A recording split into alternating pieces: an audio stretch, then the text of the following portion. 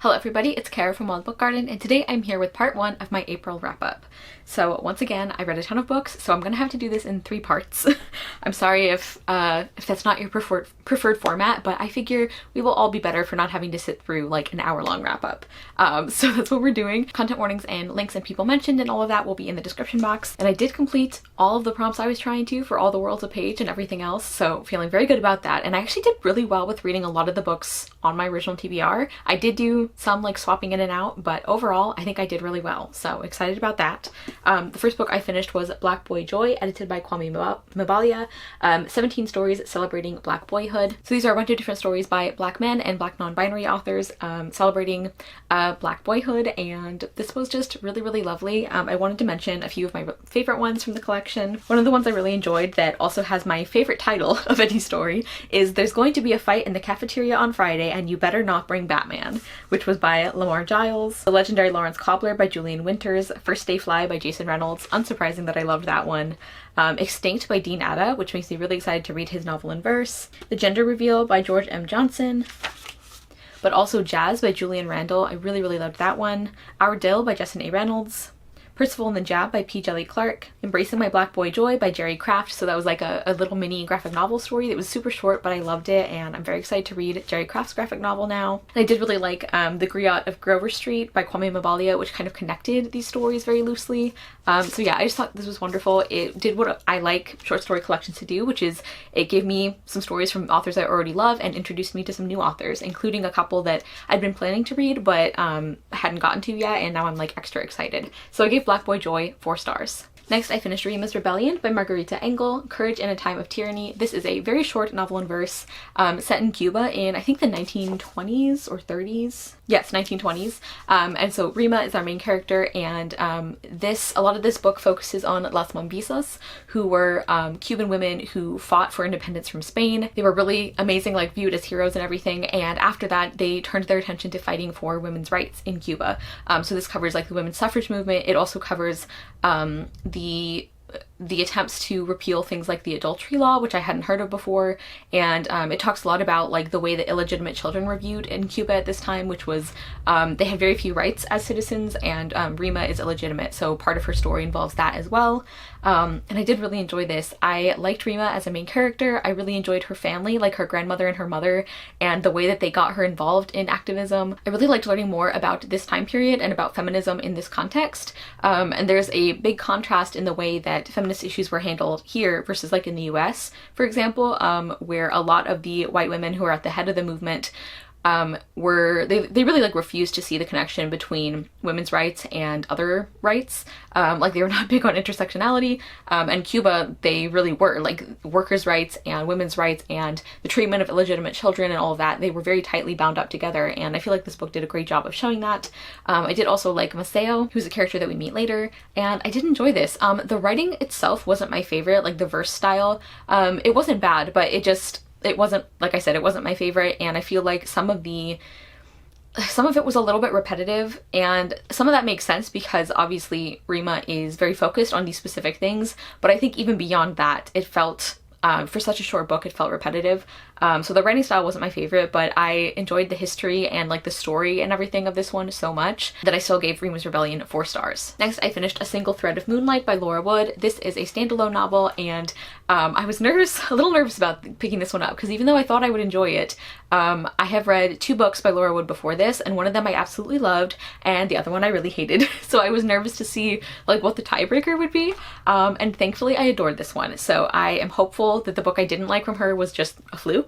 Because this was fantastic. It looks really long, but like the way that the writing is spaced and like the margins and everything, like the layout of this book and how engaging this book is means that it read super quickly. So it looks really long, but it wasn't.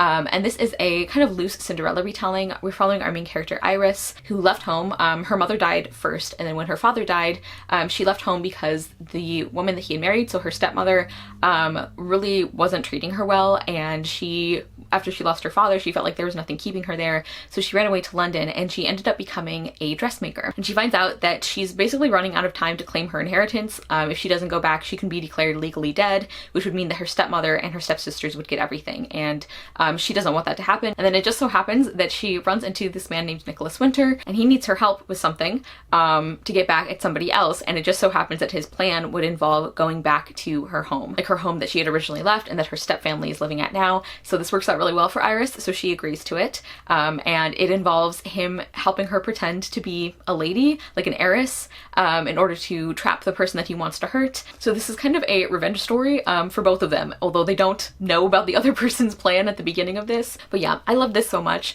I was already really enjoying it, but then I started enjoying it even more because I didn't realize that this is going to have two of my all-time favorite romance tropes in it, which is a kind of fake relationship, because at one point Iris and Nicholas end up having to pretend that Nicholas is like courting her or pursuing her in order to make her more desirable and more like believable as an heiress.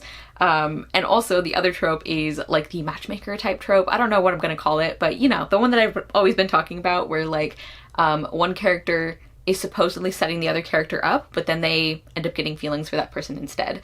So I love that. I love that I got two of my favorite tropes here. And I just really enjoyed basically everything about this. I loved Iris and Nicholas as characters. I really admired Iris's like practicality and her courage and her compassion, even though she's been through some hard times. And even though she doesn't think of herself as being a super selfless person, I think she really is. And Nicholas, I had such a turnaround on, which is funny because that also happened with the other book that I loved from this author, A Sky Painted Gold. I did not like the love interest when we first met him. I was not a fan, and by the end I loved him, and that's what happened here as well. Like, Nicholas shows up and I'm like, I don't think I like you. But by the end of the book I did, and I really, really loved their relationship. I also adore the emphasis on consent here. I also really love that when they each find out about the other person's secret, I don't think that's a spoiler, because you kind of know that's going to happen. I really like the way that was handled. Like, it wasn't like a stupid third act breakup situation. Like, they were obviously like upset and frustrated and there was some conflict about it, but they understood why the other person would keep this a secret. Like, they were reasonable about it, and I really appreciated that. I also loved the dressmaking aspect. That was really fun. I love the emphasis on like clothing and how clothing can be a kind of armor, and how caring about the way you look doesn't make you a frivolous person or a stupid person. I love some of the female friendships we get here. I just really enjoyed a lot of the side characters, actually, especially a couple of women that Iris ends up befriending. Something else I like about Laura Wood's books that she tends to do is include some social issues of the day in pretty subtle ways. Like, that's definitely not like a main focus of this book. I wouldn't go into this book expecting that to be like a main focus or anything. But I just really like the way she includes those. Like, we have a side character who is asexual and aromantic, and the way that that is worked in felt so natural to the story and to the time period, and I thought that was so cool that we got to see that. Also, this book does talk quite a bit about class, and I really like how Iris notices that her time in London, like as a working woman, has given her a different perspective on things, like including the way that she treats servants. Like, she doesn't pretend that she doesn't want to get her money back, which I appreciate too, because that would have felt a little disingenuous.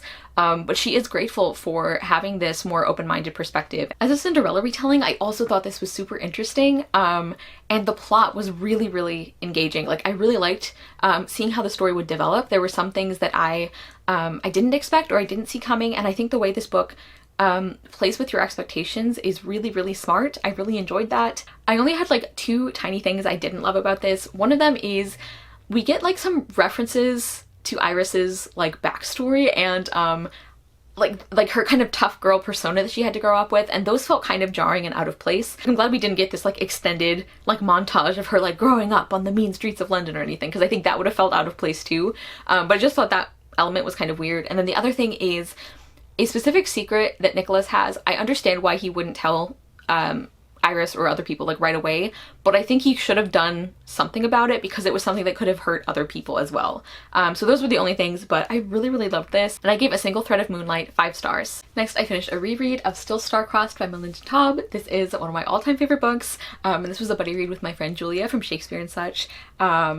Yeah, I love this book so much, and I am sad that it's hard to find nowadays, but it is available on ebook. Libraries do sometimes have copies, and also the author finally has another book coming out this year, which makes me so happy, and also makes me hope that maybe we'll get another print run of this book at some point. I feel like that could happen. I would love that. And when I found out that this author had another book coming out, I like legitimately almost cried. Like I was so happy because it's been like 10 years or something, and this is one of my favorite books. This book is a Romeo and Juliet retelling, but it's one of those that is set after the events of the play, and it's following different characters. We're following Benvolio and Rosaline as our main characters, who are two very, very minor characters from the original play.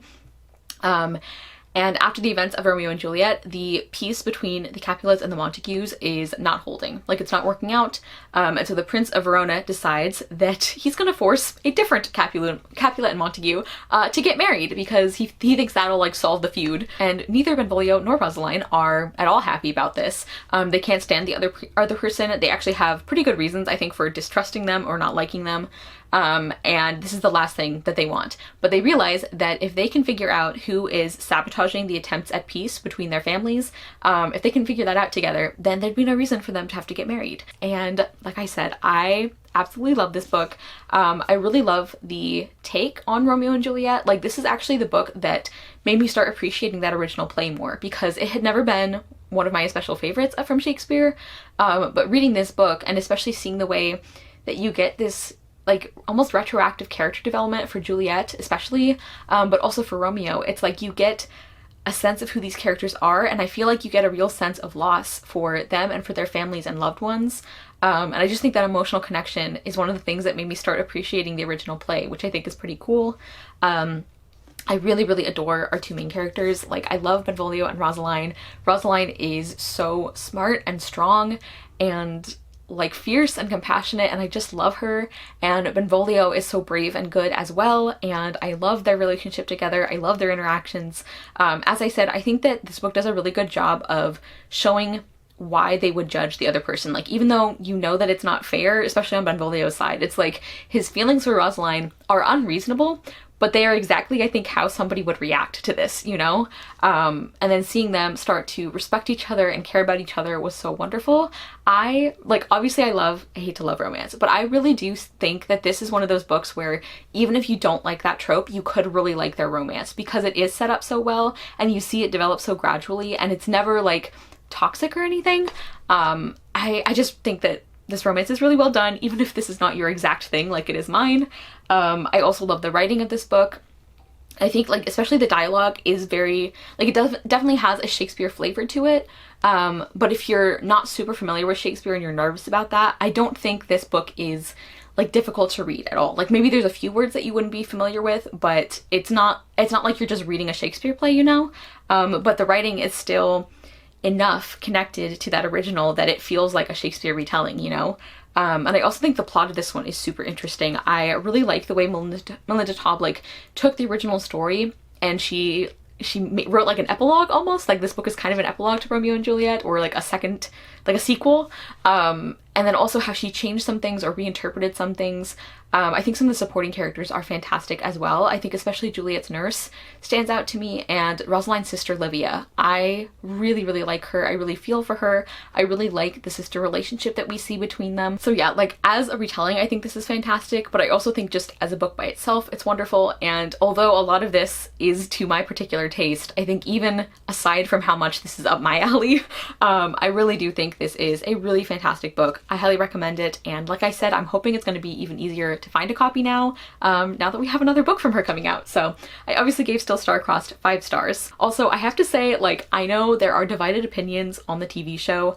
I personally was not a big fan of it. So if you saw the very short-lived TV show Still Starcrossed that is very loosely based on this book, supposedly, and you didn't like it, please don't judge the book based on that. They're very different. I mean, there were things I liked about that show. In particular, I think the casting was great. Like, I really enjoyed the acting for a lot of them, but as a whole, I think this is like 1,000 times better than the show. Next, I finished Radical by Colleen Cowley. This is the second book in the, is it like Subversive Magic series? I don't know, Clandestine Magic trilogy is what it's called. The first book is Subversive, and so this series is set in, it kind of reads like a historical fantasy, but it's really more of like an alternate present day kind of dystopian-ish, although I'm not into dystopian and I still really enjoy it, because basically what happened is in this world, magic exists, but supposedly only men are able to use it, and that has been used as a reason to not give women the vote. So even though it's roughly set in current day, it reads a lot more like a historical. And we're following two different main characters, Peter and Beatrix, and at the beginning of the first book, Peter is just coming back into the town that they grew up in. After being like a big city magician and everything, he comes back and is kind of like the town magician now, which everyone thinks is kind of weird because like he's really talented at magic, and generally people who have his position don't come back to do like little small town jobs.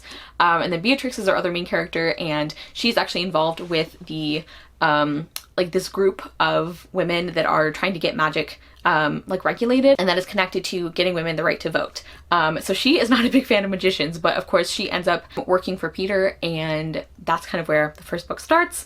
I don't know how much else I can say about the summary, but yeah, I am loving this series. I'm so invested in these characters. This is one of those series where like every time I have finished one of these books, I'm torn between needing to know what happens immediately and needing to take a break for my emotional well-being because I care about these characters so much. I am so invested in this. I really love Beatrix and Peter as characters. I love their development separately and together. Like I think their relationship is so compelling and so interesting.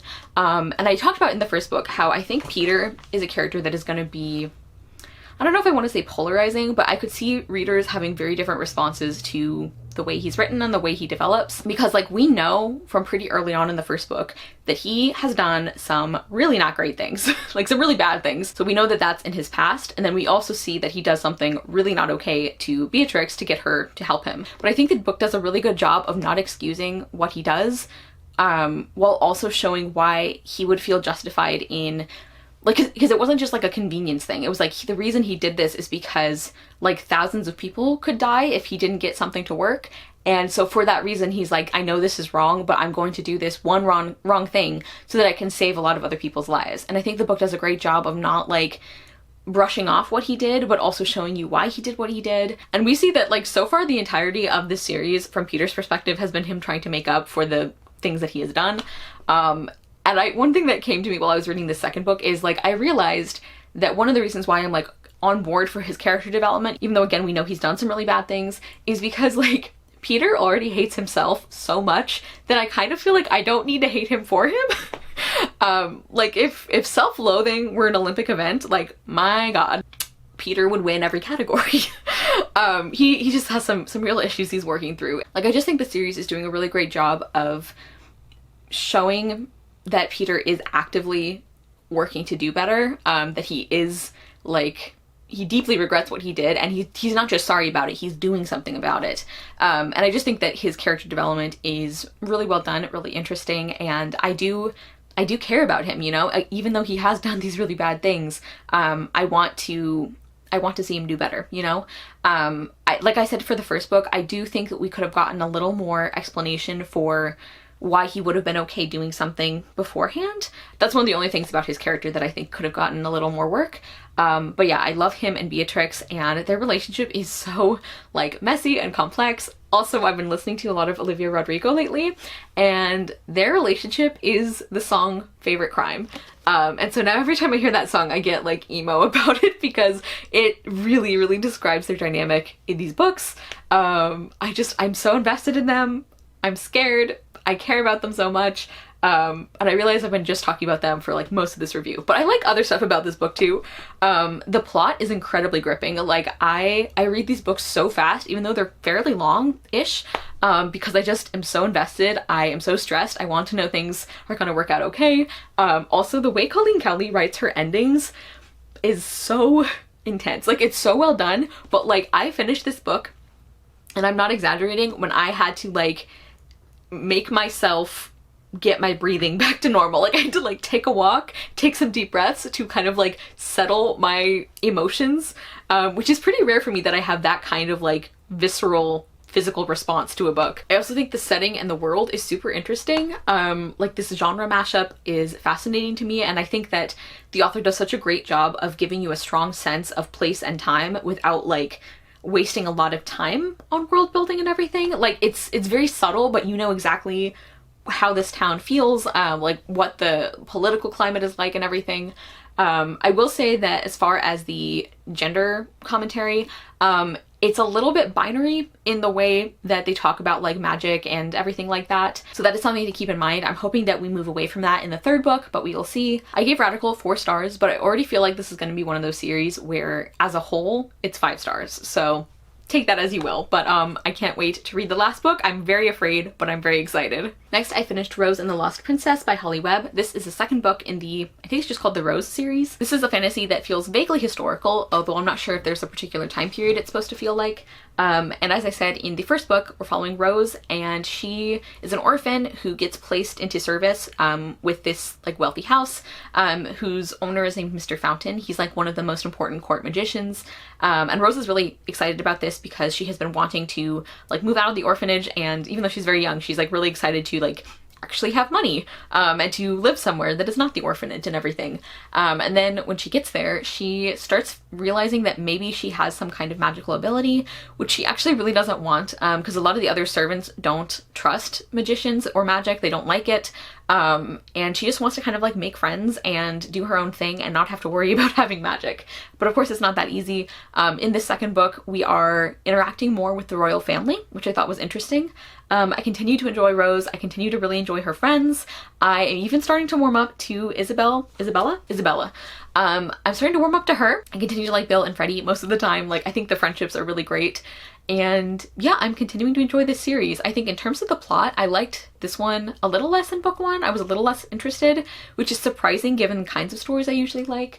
But I did still really enjoy this, and I gave Rose and the Lost Princess 4 stars. Next, I finished Masks and Shadows by Stephanie Burgess. This is a historical fantasy set in 1779 in Austria, and we're following several different points of view. 2 of our main characters are Charlotte and Carlo. Charlotte is, I think she's a baroness at this point, and she's a widow, and she's very young, and she is staying at the palace to spend some time with her sister, who is the prince's mistress. Like, everyone knows that's who she is, but it's one of those classic things where everybody pretends not to know. And so she's kind of hoping just to stay away from her family for a while. She doesn't want to get married off again right away, and she's just kind of wanting some time to herself, to not have to think about anything else. And then Carlo Morelli is one of our other main characters, and he is one of the last castrati singers.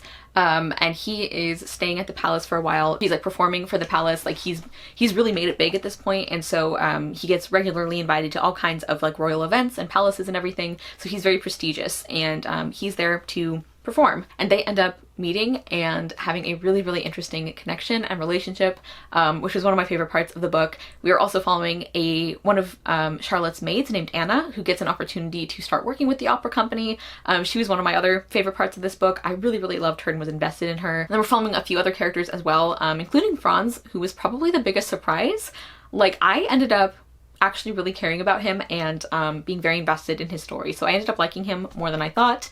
And we're following some other characters as well. And there is also this, like, the fantasy aspect comes in mostly in the like antagonist angle.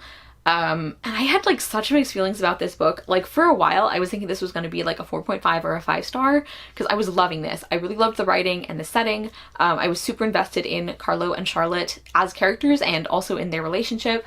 I liked the opera angle. I liked Anna. I did also really like the discussion of class in here, and how that related to our different characters, especially Carlo, because he was very, very poor, and when he was chosen to become a castrato singer, that was kind of his ticket to the upper classes, and he does not regret this at all. He views it as like his way that he got out of poverty, and he was able to make something of himself and everything. And I just really like the discussion of class and how he really views his singing career as like his ticket out of poverty and to maybe even help other people as well. And then we see his perspective contrasted with some of the other characters, especially who were like born in the nobility or who married into it. And so I was really loving pretty much everything about this book. But then one of the real drawbacks for me was that fantasy angle. Like, I love historical fantasy, but this is one of the books that I think would have been better just as a historical fiction. Like, I didn't find the fantasy angle interesting. I didn't like that. Like, and how that related to like the antagonists and everything. Like I said, I would have preferred this to be just a historical fiction, or if it was going to have a fantasy part, I would have wanted it to be like different or better done. So I wasn't a fan of that. And I also had some big issues with the ending. I didn't find it as satisfying as I would have liked. Like, I was just wanting something more. And like including from Carlo and Charlotte's relationship, because like I said, I love their scenes together and their interactions and like their like who they are to each other. I really liked that connection, but I wanted more from that, like especially near the end. I also didn't like how like the way that Charlotte continues to like think about Carlo and describe him in her head, even at the point where they like each other. Like, cause, and I understand for historical reasons, it's like, yes, at the time, a lot of people would have viewed a castrato singer like that. You know, they describe him as being like disturbing looking because he doesn't look as masculine and, you know, like freakish and all of that. So like that, I understand why that language is here a lot of times. But even for like the love interest, like as the book went on and as Charlotte started to like him more and spend more time with him, like we did see her perspective on him start to change a little. It was just weird to me that her language about him didn't change more. So that was also something that bothered me. And yeah, like I ended up giving Masks and Shadows 3.75 stars. I am really glad I finally read it because this has been on my radar for a while. I didn't really enjoy a lot of things about it, but there were just some really big detractors for me. Next, I finished Alex and Ada Volume 3 by Jonathan Luna and Sarah Vaughn. So this is the third and final volume in this graphic novel series. So this is a futuristic graphic novel series following Alex and Ada, our two main characters. Alex is a human and Ada is an AI. And this series talks a lot about AI and like sentience and that kind of thing. And this is the conclusion. And I was kind of let down by this one. I don't know what the reason is, if it was like because my tastes have changed or because this volume was actually less good than the other two, or if I was maybe it was the reading mood I was in, maybe it had been too long since I read the other volume. Like it was probably a combination of all of those things. This was just kind of okay for me. I think I gave it 3.5 stars, but maybe it's more like a 3 stars. I just was not nearly as invested in this story and in these characters as I was in the previous volumes. And I also liked some of the discussions of like free will and consent and everything, but some of it I feel like really wasn't done well. Like one example of that is there's a side character who we find out, I think in this volume is the first time we know this. Maybe they mentioned it in previous volumes, I don't know. But like we find out that this side character who we are, I think, supposed to like, we find out that they refused to let their AI companion, who they're kind of using as like a sex toy, I think, refused to let them gain sentience because they thought that they would leave them if they had the choice to. And I really don't like that. I really don't like how that was treated in the story. Instead of being like a pretty big deal that we should have issues with, it was kind of framed as like, oh, sometimes people are selfish, but she has regrets about this now. It's like, that is really not okay, especially in a story where like we are seeing these like AI characters, like they do have sentience and we see them portrayed like as people, as individuals. And so to know that somebody decided not to give somebody free will because they were afraid they would exercise that free will. And I feel like the context of like this person was using them as like a boy toy, basically. I just think all of that was really icky. So I had mixed feelings about the way that the central themes were discussed in this series. I will say that even though I'm not, like I don't love the art style or anything, I do like the way the panels are laid out. I often struggle with graphic novels, but I feel like the layout for this one really worked for me. I was able to follow it pretty easily. And I did like some parts about the ending. So like this wasn't like a total disappointment, but I just didn't like this as much as the other two volumes. And I gave Alex and Ada Volume 3 3.5 stars. Next, I finished Serendipity, 10 Romantic Tropes Transformed, edited by Marissa Meyer. This is another anthology. Like I did really well on reading those anthologies that I planned to, you guys. I'm very proud of myself for that. And these are a bunch of different authors who all write one based on a different trope, specifically a romance trope. And these are all contemporary stories. And I really loved this. Like this is a really low average rating on Goodreads, which makes me sad because I actually really enjoyed this. I think it was really well done. And I actually gave this collection 5 stars. And the reason I did that is because even though individual stories, there weren't very many that got 5 stars from me, as a whole, I didn't give any story less than 4 stars, which I don't think has ever happened with any other anthology. And also, there are so many of these stories that are the friends to lovers trope, which as we know is one of my least favorite tropes. I'm a really hard sell on it, and I still really enjoyed all of them. And I feel like that deserves bonus points. So because it is my reading and my rules, I decided to give this collection 5 stars. Unsurprisingly, my favorite story was by Anna Marie McLemore. I adore that story so much. Even if you have like struggled with their books in the past, I would recommend if you do, or if you have any interest in this collection, to read their story because it is so beautiful. It's like a sapphic story involving like a cheerleading team, and like the way that it talks about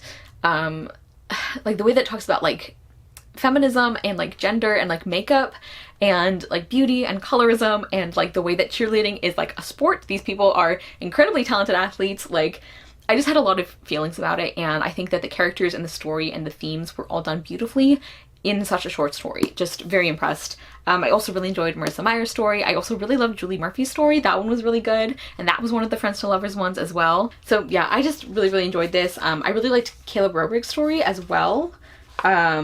I mean, like I said, I enjoyed all of these, so I really can just stop listing them because everything got at least 4 stars. But yeah, I loved this, and I gave Serendipity 5 stars. Again, it's gotten pretty low reviews apparently, but I thought it was fantastic. And if a collection can sell me on a trope I almost never like, I feel like that's pretty impressive. Next, I finished The Lost Fairy Tales, Fearless Girls Around the World, retold by Isabel Otter, illustrated by Anna Sender.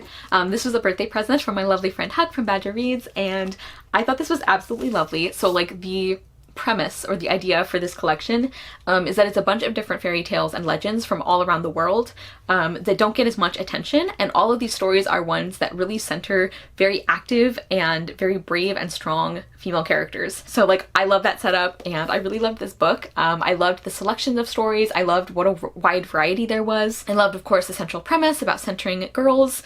I also really liked that at the end of the book there's like a short question that you can use as a discussion. Like, they're assuming like if you're reading this with kids that you would have, like, after a story you would have a question or like a talking point that you would discuss with them, and I really liked the way that was done as well. Like, some of them were things like this character and her brother both had this ability. Why do you think people thought her brother did a better job than she did, or something? And I just feel like it did a really good job of like talking about things like sexism in very kid-friendly ways.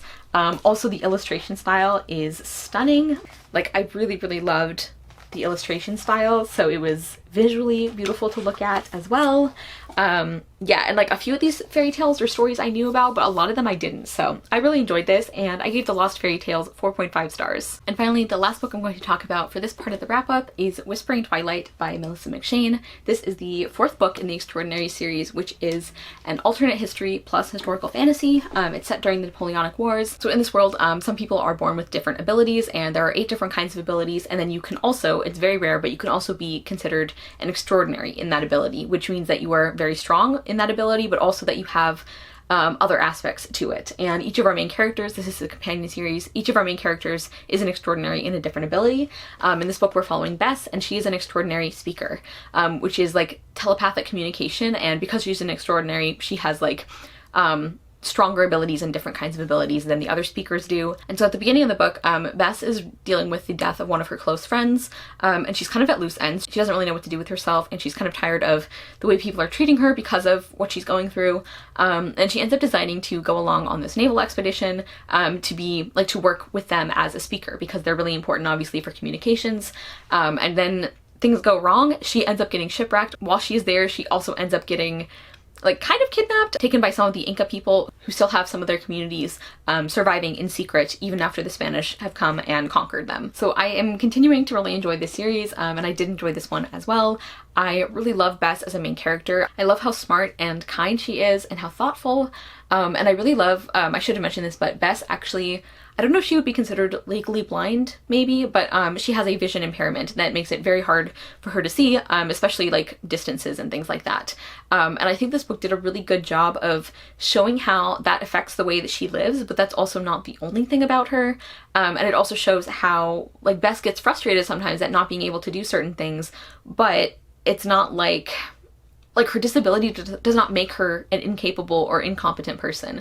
I just think those things were balanced well. Like, yes, she needs help for some things, but she is very competent. She still feels like a very active protagonist, even though there are several points in the story where she recognizes that like she's gonna have to like wait for somebody to help her for something.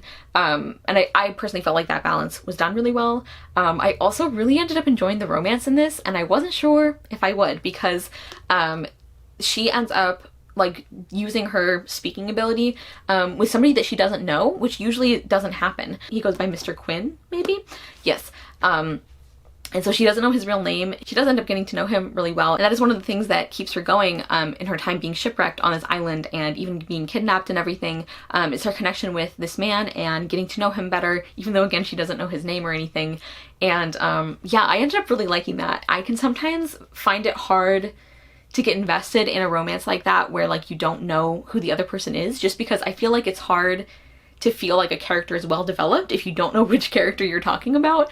But I think it was done pretty well here. I would have liked there to be maybe even more interactions with them, but I did enjoy it. And also, not only was it the character that I thought it was, but it was the character that I wanted it to be. So that's very exciting for me. We know I tend to have bad luck at picking the right love interest, you know, when there's multiple options. So I really enjoyed that romance. I also think that this book, to me, did a lot better job of engaging with like the colonialism and the imperialism here than the third book did, which I talked about in my recent wrap-up.